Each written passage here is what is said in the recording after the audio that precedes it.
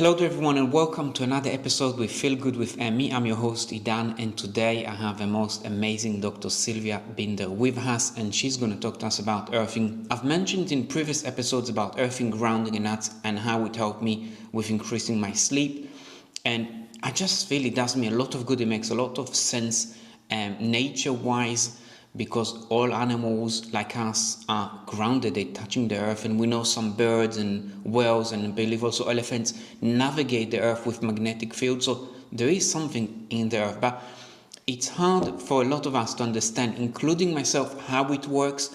I was just lucky 10-11 years ago to be in a conference when someone spoke about it, and then there was another person to sell an earthing sheet. I couldn't buy it at the time.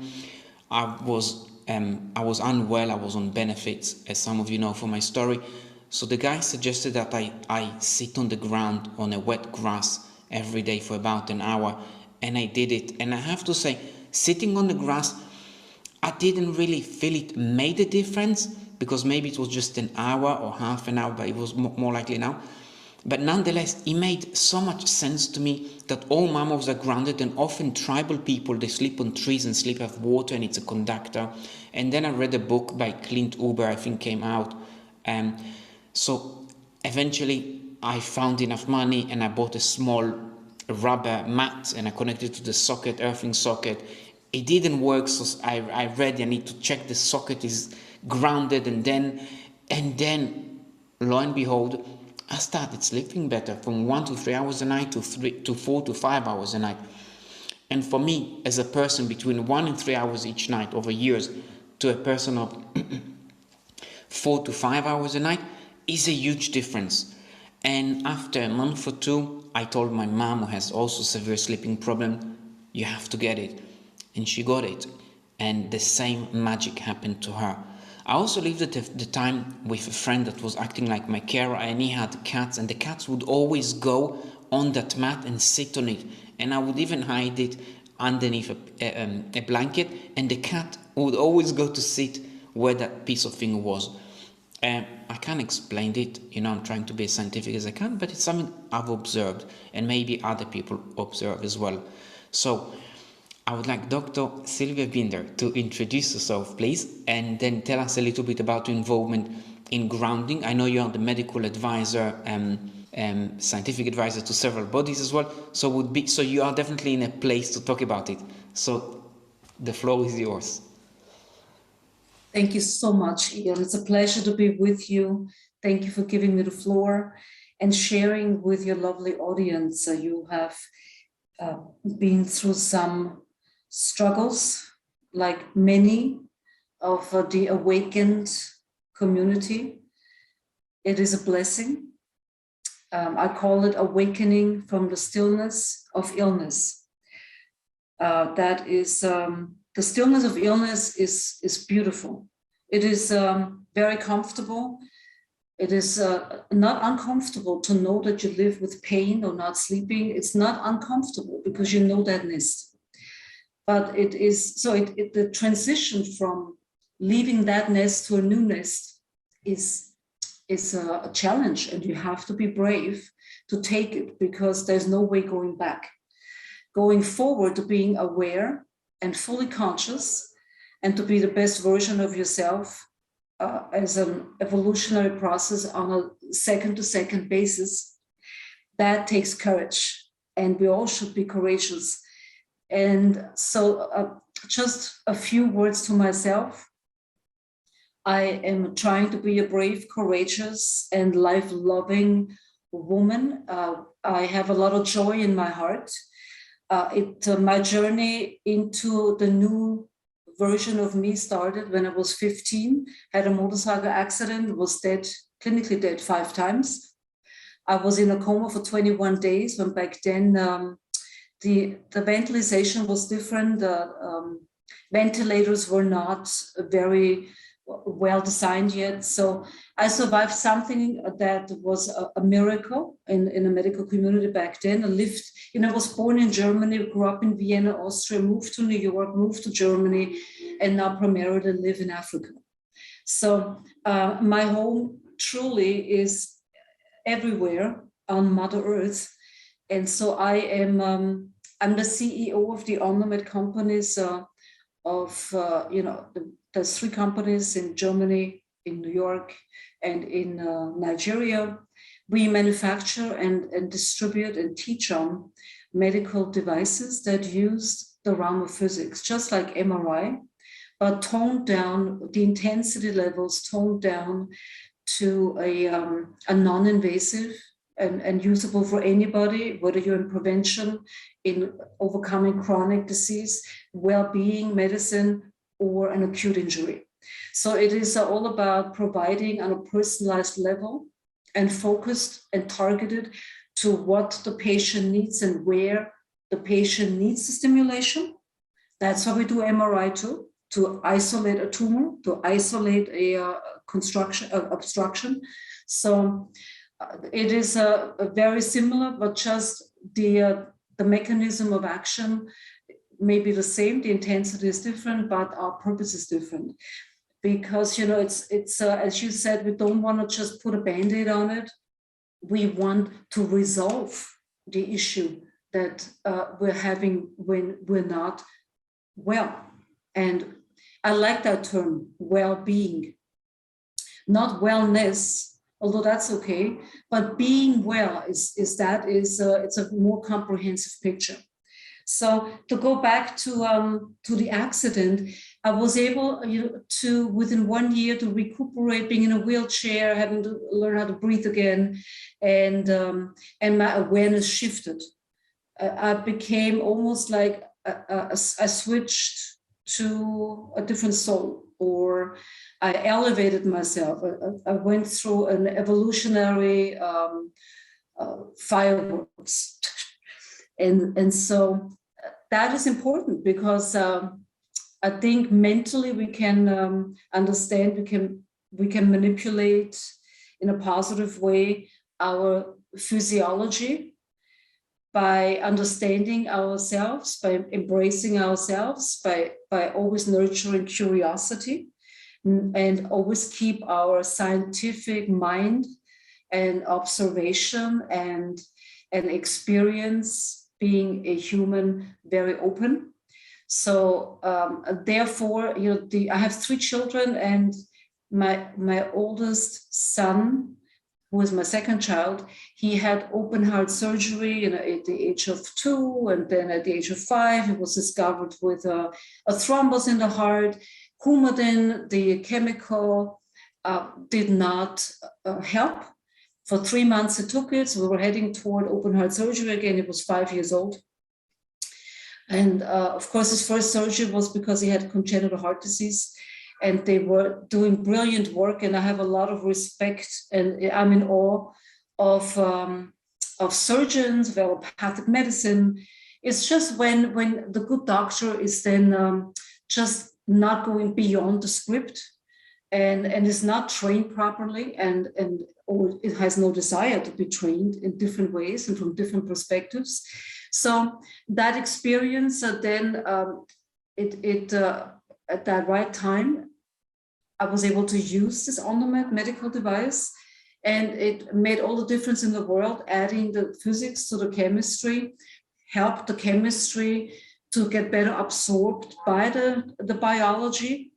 And so that propelled me to then study naturopathic medicine at the college in London, UK, CNM, and then also did my Ph.D. So this is a summary. I work, I'm a clinician.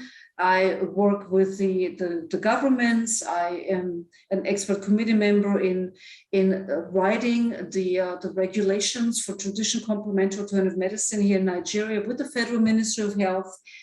I am a lecturer. I'm an author. I'm a mother. I'm a wife. I'm a child. I'm a lot of these different things. But what really is my biggest passion is to share information. To help people, educate them, or to help them to understand from a different perspective, and set them free to live a more wholesome life. Not to be stuck to a practitioner, not to have to revisit, but to set them free. You never want to hold a bird. That is not right, not to me. And so in this world of the electromagnetics, with being the CEO of the Untitled companies, about 18 years ago, I met Dr. Stephen Sinatra and his sons and daughter, and I became very close with them. And they introduced me to Clint Oberon, who then, it made a lot of sense to me what Clint was saying and what the Sinatras were saying in earthing. And they produced a study with Jim Oshman as a Ph.D., lovely, very, very broad thinking mind. And he has always talked about energy medicine all his professional career. And he formulated a study that is on PubMed, where we can clearly validate that when we ground with Earth, that negative ions travel from the surface of the Earth into the part of the body, whether it's your hands, whether, as you said, you were sitting, that's okay, even clothes is fine. Ideally, you have your feet on the ground, but barefooted, and your hands when you work with soil. And that the negative ions is energy traveling into your body, just like an MRI would use energy to help spin your hydrogen atoms and then have them collapse to take a picture. So here, this is no joke. I mean, scientifically, we can measure it. We can measure when the energy, the protons, electrons, these atoms, when they come in to your body, and then ultimately the effect will be to reduce inflammation. And that is a big one when it comes to the chronic diseases that you have mentioned, ME, CFS, fibromyalgia, and all of these, one is a chronic disease has one common denominator, and that is inflammation. And so if we can reduce that with proper nutrition, with earthing, and a lot of other lifestyle changing components, then we have a good chance, just like you were saying, Ian. Thank you so much for that. Yeah, I agree. We definitely have a good chance of getting better, and it's important. It starts with staying positive if possible, and then trying to find different things that helps us along the way. And with them, so there's a lot of things I'd like to talk to you about, and maybe we'll need to come back to a second episode in future a little bit to go more in depth into naturopathy and that kind of studies. But with that, maybe today if we can talk a little bit about more grounding, a little bit more details, how it flows, and also if you can talk about the study a little bit more, other animals or tribal people, traditional people, if you can explain a little bit more about that and how it's actually reducing the inflammation. I know I've seen a video once of someone measured how after sleeping grounded, which is basically connecting the bed sheet or the rubber like I had into the earth. After a few weeks of sleeping on it, the blood seemed to be less sticky, they called it. It's like separated, and it flew better. And some of the benefits were, of course, reduction in blood pressure, better circulation, things like that. So if you can tell us a little bit the potential benefits. And then also something which I'm sure you'll know better than me is about EMF. So, for example, with me, and that was in a previous episode I did with my friend called Viv. So we feel if the phone is next to our ear, we always put it on speaker, otherwise it hurts our head.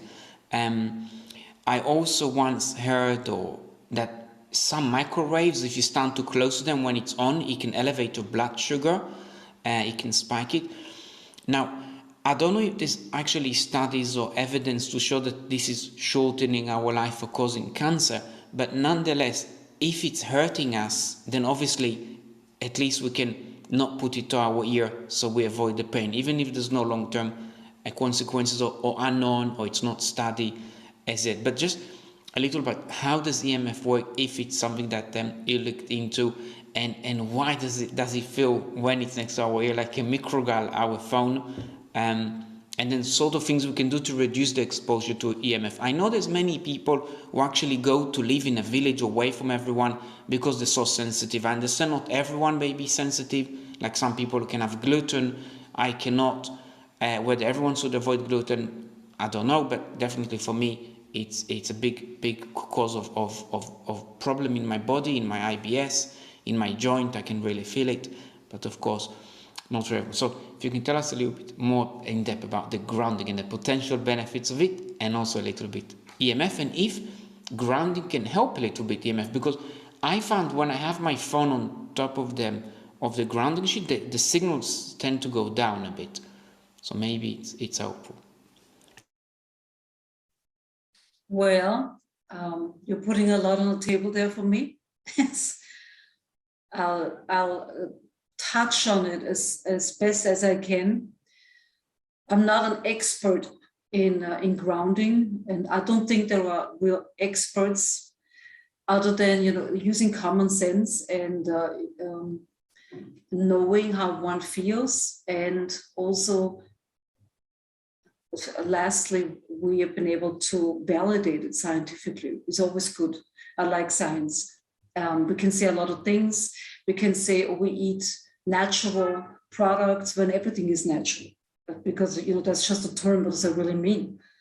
And so we have to be careful in not putting everything into one box, but to be selective and always apply critical thinking.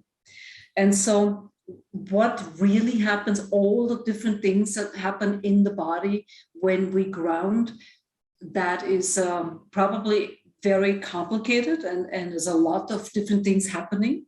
Like if you don't have enough energy, the energy from the earth will probably complement and giving you more energy, even if it's almost not measurable.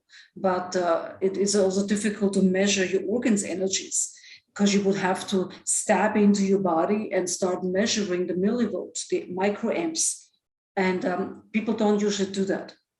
But we know there's TENS units, microcurrent, but microcurrent it can reduce inflammation, but it can also cause inflammation. So you have to be careful of the usage. And as you said, not everything is for everybody. Even though it is healthy, even though it seems good, it doesn't mean it is a good one for everyone.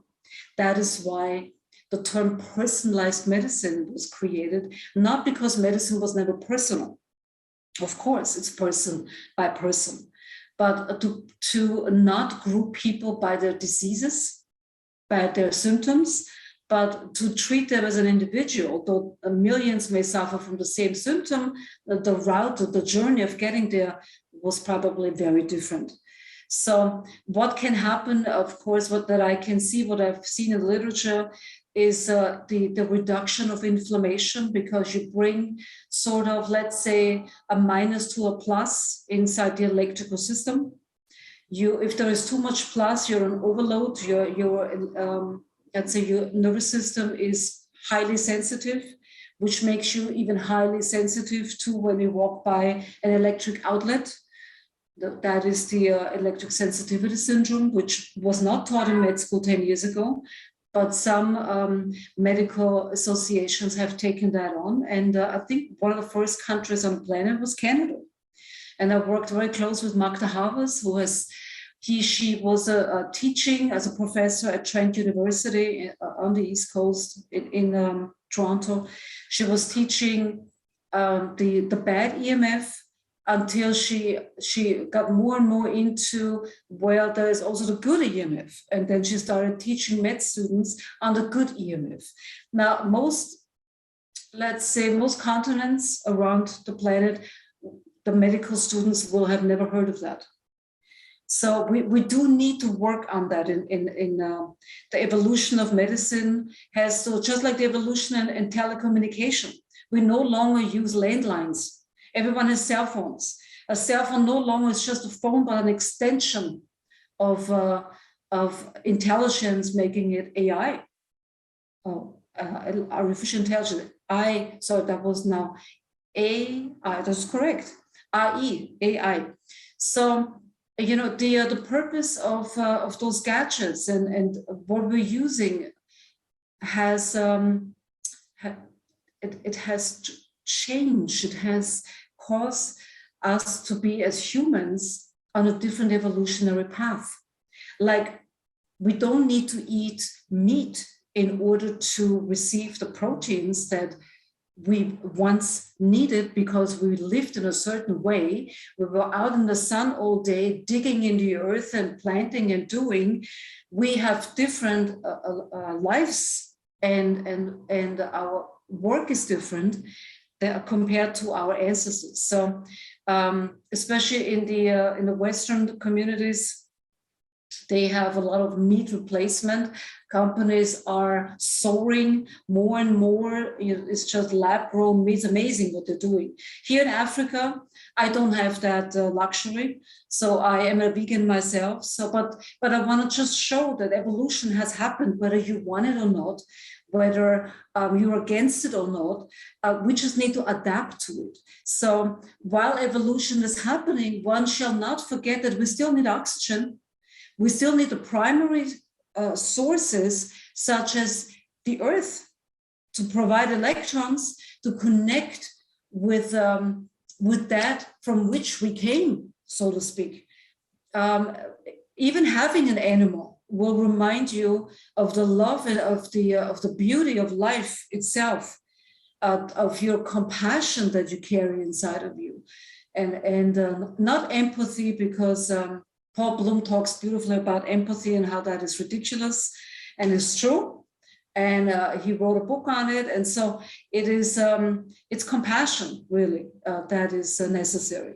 And then back to the earthing, I think not only does it supply with energy that helps to fight inflammation, helps to regulate the electric system within the nervous system, but I think it also helps to, as you were hinting, to the term detoxify. That is a misused term often. They sell you drugs to detoxify, which has no scientific evidence for it.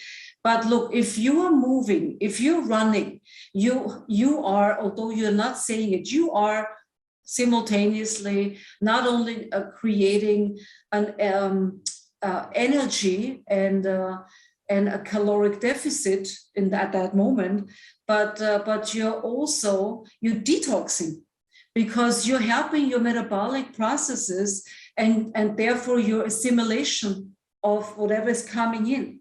So if you have, like you were mentioning in other terms, but let's call it a declotting effect. So if you have the red blood cells be clotted, that is not ideal, and it takes your heart longer not longer, but more, needs more energy to pump the red blood cells through the vascular system. And so if we can have those red blood cells flow freely, then there's less energy needed by the heart. And the heart is not just a pump, it's a regulator, because red blood cells, they travel on their own, as seen on the microscopes. So, but it is just about a regulation process that happens, and grounding will help the body's own regulation process. And that is amazing. And I tell all my patients, it's on my script that I provide for all my patients. And I see them in clinics, and I see them also on Zoom consults, that I can help them within a 1 hour consult in just very down to earth, cheap, or maybe it doesn't cost anything, but just to remind yourself that, oh, it would be good for me to take off my shoes for 10 minutes. Oh, it would be good for me, maybe while I take off my shoes, I'm going to expose my body to the sun, to help the skin to help penetrate in the sunlight, and then change through the fluid system, change and improve the output of D3 created in the liver. I'm not a pusher, and I don't like to supplement. Is not what I like to do. Of course, sometimes it is necessary to give a push to the swing, to get things started for a short time to push with D3, with magnesium, with different elements that my patient may need. Or like you, I love also the cannabinoid is a great product for people, especially in pain or mental health. Or the big push right now is on a psycho. What is it called now? What's it called? Microdosing. I cannot think of it now. Oh, it's like magic mushrooms. The mushrooms is what are they called? The psychedelics. Thank you. Here it is. But there's different psilocybin. There's different elements. But the psychedelics, they're on a push, especially by neuroscientists, neuropsychologists, or psychiatrists. They're all very excited about, almost like it's only like pushing the button one time in a regulated atmosphere and helping people to go beyond their encapsulation, their pattern. Not for everyone. And I'm working with a company called DNA Labs that is part of a company I'm a stakeholder in, which is Simonetics. We are changing the field of medicine in terms of how we roll it out. This is a company based in Toronto, and so it's so multi-pronged, but it includes the element of the psychedelics and the nutrition and the earthing and let's say the proper intake of energy and the release of energy. So this is very exciting what's happening around the globe, but I think it would make sense to develop a DNA lab or DNA test in a lab to see who is good with whether it's weed or whether it's a psychedelic, and what type of psychedelic, or because not everybody's predestined genetic composite is made for it. I totally agree with you. And you're right, personal approaches is really always best, and we can't just say one size fits all. We'll wear a different t-shirt size for a reason, because we're different.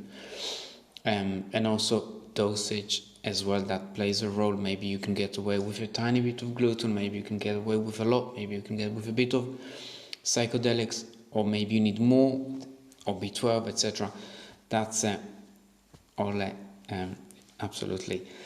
And I'm going a little bit back to earthing, and I'm thinking, if somebody is listening to that and they say, okay, I want to try it, how can I try it, and how to know if I need it? So what would you say they could tell signs that earthing would be good for them, and whether they should give it a go, and how can they try it to begin with, especially if they don't want to invest $100 or $200 to begin with, because it does cost money to sleep on it? Well, you can buy products as you have done. As I said before, I believe in rather setting the time aside and spending 10 minutes, half hour, whatever you can spare, change your schedule. Even if you're sitting on a balcony, if it's not insulated, it's still connecting to the earth. So take off your shoes and just sit there with your body exposed to the sun. So you have two a good whammy, a double whammy, as we say. So it's a good thing. It would be ideal, this product, if you live in a city like Singapore, if you live in downtown, wherever it is, if you're bedridden, if you're in a lot of pain, if you suffer from insomnia, or if you are fatigued. I think those are the groups where it would clearly make a most benefit and most visible to the experience. Otherwise, I stick to nature. If you cannot touch the ground, well, then hug your dog or hug your loved one, because that is also, it's giving you energy, it's giving you ions, and there is an energy exchange. You can also hug a tree. You can touch a bush whenever you're walking through the fields. You can slide your hands on the wheat, barley, whatever is growing there, whatever vegetation. So don't limit yourself. Yes, you can have products if you are in a chronic situation that you've tried a lot and not much is working, then it may make sense to invest into a product, especially when you cannot get yourself out into nature as a bridge. That doesn't mean you have to use it for the rest of your life, but why not use that rather than putting more strain on your kidneys and on your liver and on your stomach and your intestinal system by swallowing a variety of drugs. And I'm not against pharmaceutical drugs, but I would always want to start with the least invasive first and then elevate it. So what's $100? What's $200? Are you not worth that? Is your health not worth that? How much are you paying for health insurance? Unfortunately, the way that health insurance is designed today is still based on an old paradigm. But so that's why we need more and more people to wake up and to support organizations that are trying to create or help to the evolutionary process in science, in medicine. And I know I did not answer the other question now because we're still on the grounding. I can stop here. The other question is the radiation and the electron sensitivity. Should I continue? Or should we have you come in with your voice? If you can continue, that would be great.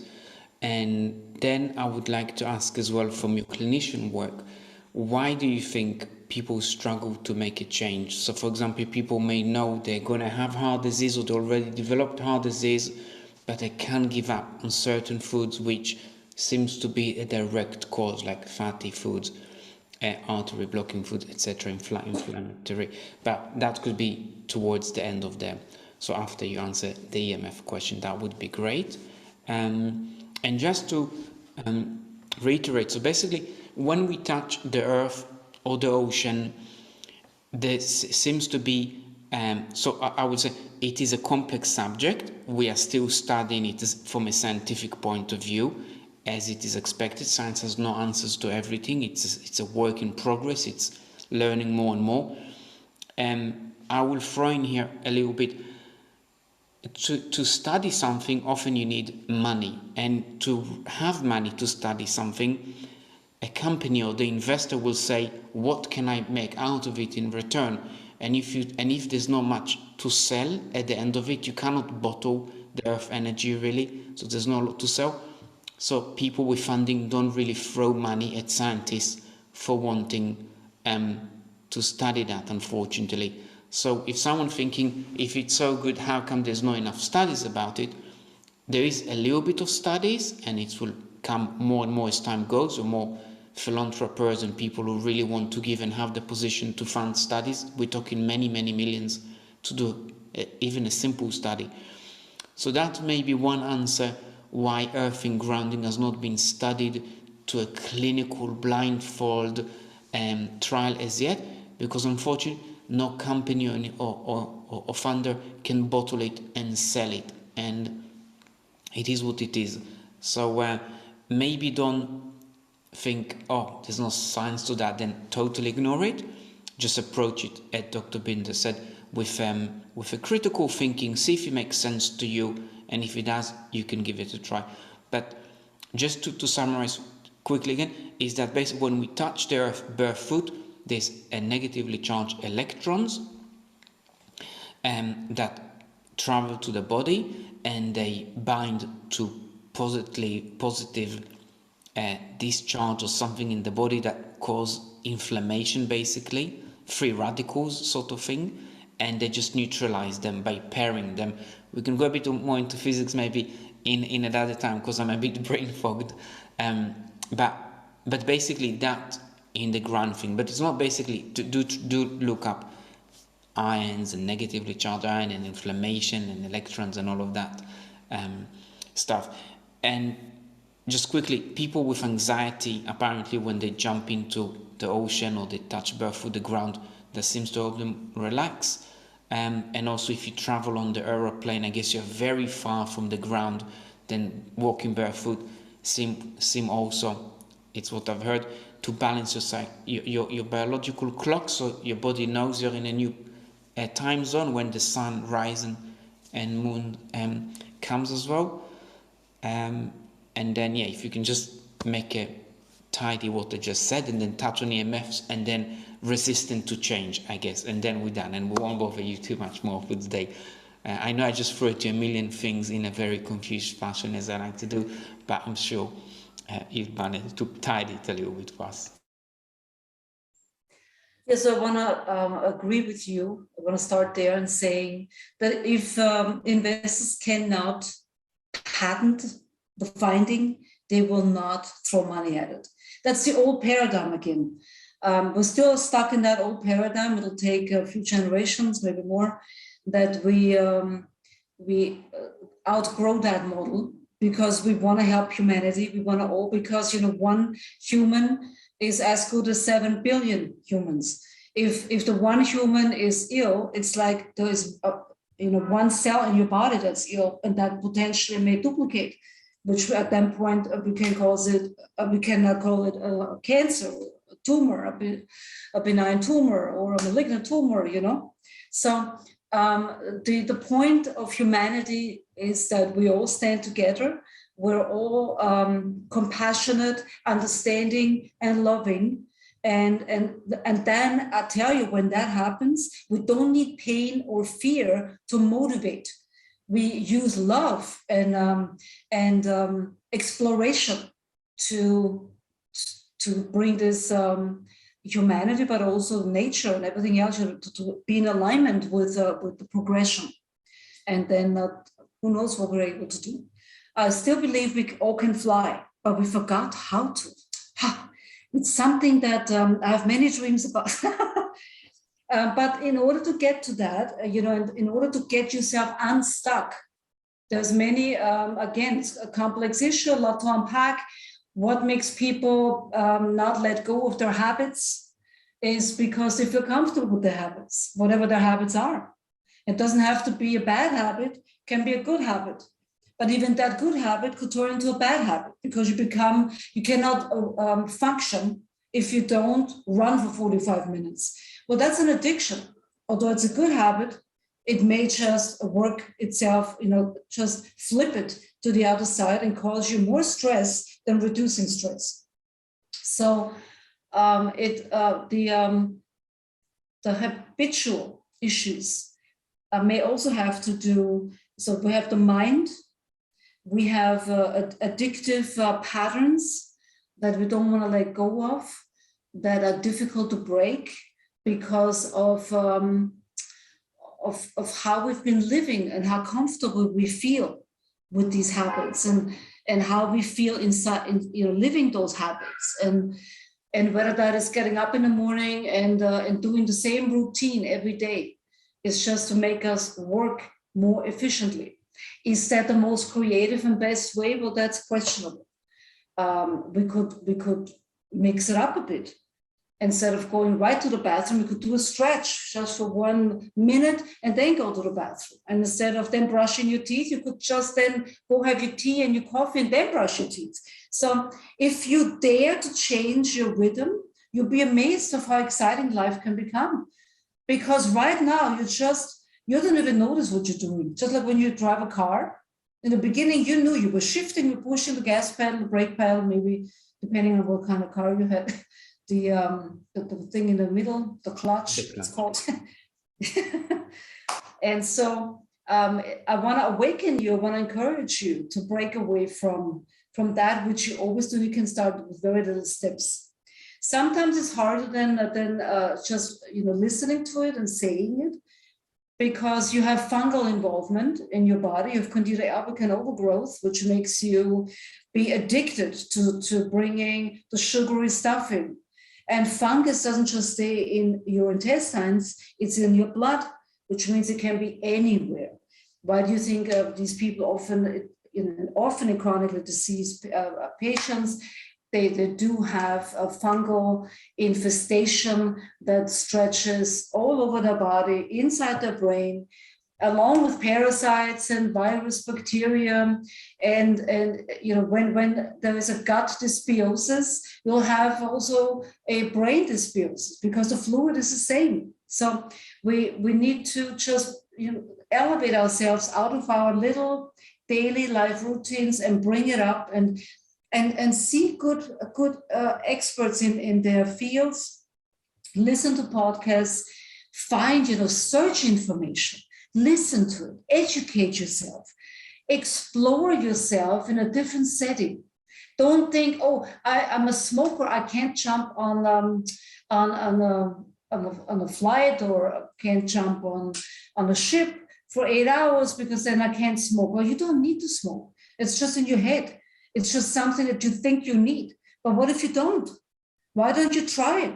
And what if the need comes up and you're resisting it, and you're training yourself to just overcome that anxiety? So there's different ways of how to deal with that. Of course, breaking a pattern, I want to say it again, is not easy, and it may need the intervention of loved ones or of an expert, or getting information and education that will help you realize. But you got to be open to it. And you got to say, okay, I'm going to try this. And I'm going to just not going to go down the same aisles and stop at the same spots in Whole Foods or in the grocery store. I'm going to go through, I'm going to make it an adventure. And I'm going to look at all the available products. And I'm going to be amazed, because I will not have a clue even of what many of these things are, because I'm always going to the same spot just to cut time. Is that living, or is that just shortcutting your experience of life? So, of course, with the work of OnTheMed, we can help electromagnetically in the communication of right and left brain lobes and different centers in the brain, and the emotional status and mental status, it's all quite intertwined with each other, and how we can change the communication pathways. That is quite interesting, whether it's through food over time, or whether it is through an electrical stimulus, or it is through a much nicer and non-invasive way, which is electromagnetism. And I think also with earthing, you sort of shift your, as I said before, you help your nervous system to not be so on overcharge and producing too much electricity. Or if it's producing too much electricity, you may help it to balance it and bring down the electricity. And in other words, we could say we're balancing the sympathetic and parasympathetic nervous systems. And I tell you what, if you're not doing that, you're not going anywhere real fast with your treatments, because your body, your biology will not be able to hold what you're changing if your nervous system is always in fight or flight mode. So we got to bring, this is my priority when dealing with physicians around the globe, with patients. This is my first way in, because otherwise you're dealing with a wall and you're just trying to hammer into that steel wall, but the nail doesn't go in, no matter what nail you're going to throw at it. So that's important. And it throws another element, and the earthing, as you said, going into the ocean water or being on the beach. Earthing doesn't just mean earth, it means sand. It could also mean being by a waterfall, because it's amazing how the free radicals can be changed just by the presence of breathing in. Just don't always see touching. Breath is amazing, and breathing in the air that has a lot of, let's say, water molecules in it. Is that just like ozone? Sorry? Is that like ozone water? That ozonated water, yes, it has more oxygen, the water molecules. It can be helpful, but not for everyone. I'm not a great fan ozone, but it certainly, but hyperbaric oxygen, for example, that's a great thing. Yes. So it really brings more oxygen into the system, which is necessary. You don't want to bring too much oxygen because that could flip it. Just remember, even Paracelsus, he was the father of homotoxicology, which deals with toxicity and detoxing. He was in the 15th century, so this is nothing new. People before us have been talking about this and doing things about it for a long time, for thousands of years. And so he said, it's not the poison that will kill you, it's the dosage. So something very good could kill you because you're doing too much of it. So dosage is very important. Now I want to touch on the EMFs. There's the bad, the good, and the ugly. So when you have your cell phone right next to your ear, you will notice that over time, your cell phone will get hot. It's a temperature change. And you're bringing in that temperature change besides the Wi-Fi, besides all the other, it could be a myth. We don't know 100% yet. There are studies that show that there is evidence that people that live within 100 meters of an electric pole or of a telecommunication mast or a satellite mast, that pole, that they develop leukemia or higher chance of brain tumors. We have those studies, but who is going to promote them? Because it's not medicine that is regulating telecommunications industry. So it's the government that should be regulating, but the government is not really supposed to be regulating telecommunications. So we have a different issue on the table here. And so the field of medicine doesn't feel responsible. So they have this load of patients that they don't know what to do with, because what they're going to tell them, well, move to the village, move into the mountains. They could say that, they could, but how likely is it that a whole family is going to uproot itself and then try to find a new way of feeding their families? But there's something to say about also, now that I've given you that side of the coin, yes, there is evidence that, that the cell phone, the Wi-Fi that is radiating throughout the house, the apartment, the room, into your body, combined with the heating up of tissue when you hold that apparatus next to your brain or wherever it is, have the laptop, for example, sitting on the belly of a pregnant woman that has, right there is the Wi-Fi connection from the Wi-Fi, wherever it is, to that laptop. Not a good idea for mom and baby or fetus. So we have also on the flip side now, we need to be, and I'm going to talk about what do we need to do in a moment. Let's talk about what we do know. To the EMFs, there is the flip side of humanity had gotten used to, there were no phones, no cables, no electricity, and people said, oh, this is harmful to our bodies, to our biology, to have electricity and to have telephones and to have who knows what, to have cars and not the horses anymore. People, we are part of an evolutionary process. We don't even understand the potential of our biology. We don't. We understand a lot, but we don't understand a whole lot. So I am in for evolution, for progressing, and we need to find ways of how to reduce the risks while taking advantage of the pluses, because it has made us better humans in sharing education that was previously not available this easily to millions of people, like this podcast.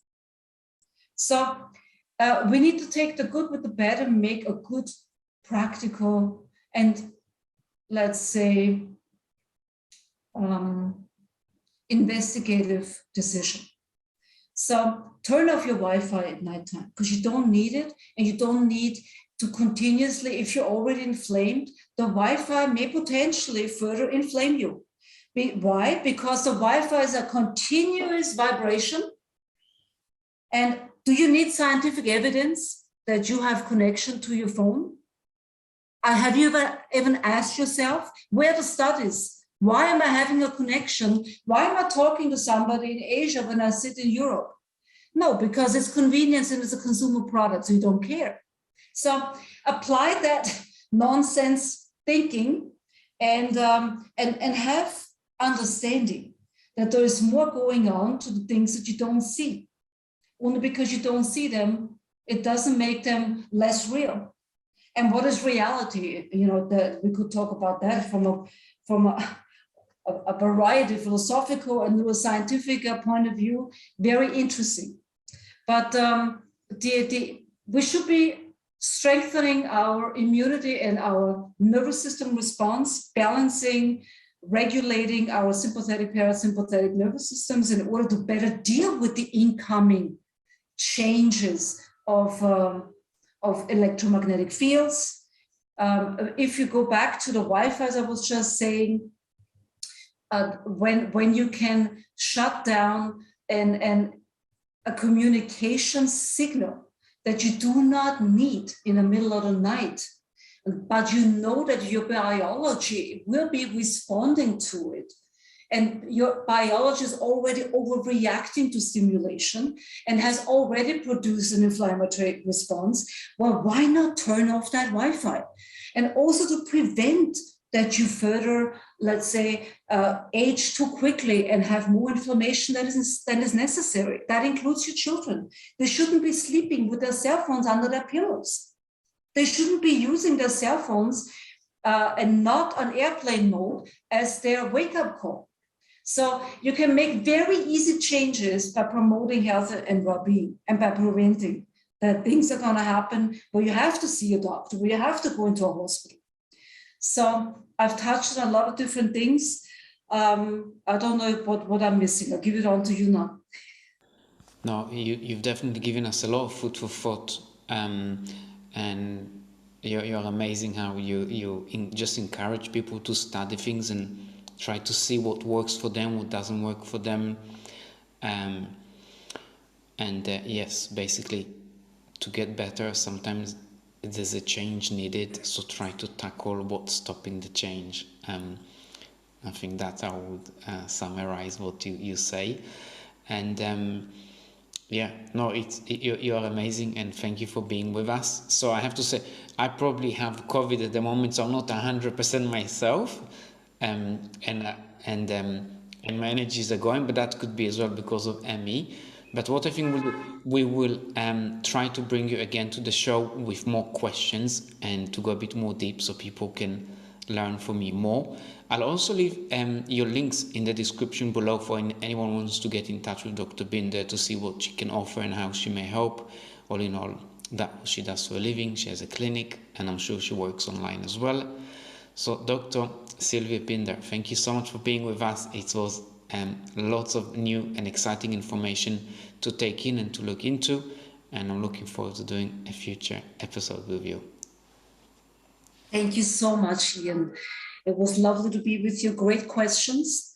And I hope that we have a lot of listeners who will take the information in, let it cellularize, metabolize, to make just a little bit of changes to making their life a better one. Amazing. Thank you.